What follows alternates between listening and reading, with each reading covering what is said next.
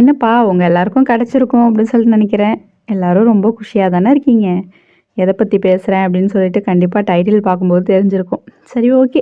ஃப்ரைடேக்கான வேலைய வந்து தேர்ஸ்டே அன்னைக்கு நான் என்ன பண்ணேன் அப்படிங்கிறது தான் ஷேர் பண்ணியிருக்கேன்.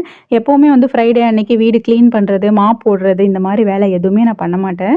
முடிஞ்ச வரைக்கும் தேர்ஸ்டே அன்னைக்கு எப்படியாவது பண்ணி முடிச்சுருவேன். அப்படி அன்னைக்கு வந்து பார்த்தீங்கன்னா, பூஜை ரூம்லாம் கிளீன் பண்ணிட்டு, அந்த விளக்கெல்லாம் பார்த்தீங்கன்னா, பூஜை பாத்திரம் எப்பவுமே விளக்குற மாரி இருந்தா விளக்கிடுவேன். இல்ல விளக்கல, அடுத்த வாரம் தான் விளக்க போறேன் அப்படிங்கிறப்போ என்ன பண்ணுவேன்னா, டிஷ்யூ பேப்பர் வச்சு அந்த எண்ணெய் பிசுபிசுப்பு ஃபுல்லா தொடச்சு எடுத்துட்டு, ஃப்ரெஷ்ஷா எண்ணெய் ஊத்தி திரி போட்டு வந்து விளக்கு ஏத்திப்பேன்.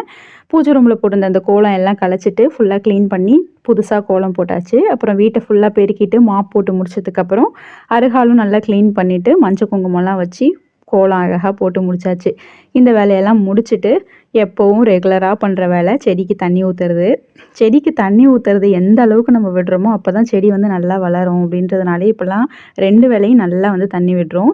இந்த கொடியில பார்த்தீங்கன்னா, பாவக்கா அழகா காய்ச்சிருந்துச்சு. இது இன்னொரு கொடி. இதுல நெறைய பிஞ்சு வச்சிருக்கு. அத பார்க்கும்போதே ரொம்ப நல்லா இருந்துச்சு. ரொம்ப ஒரு மாரி ஃப்ரெஷ்ஷா இருந்தது.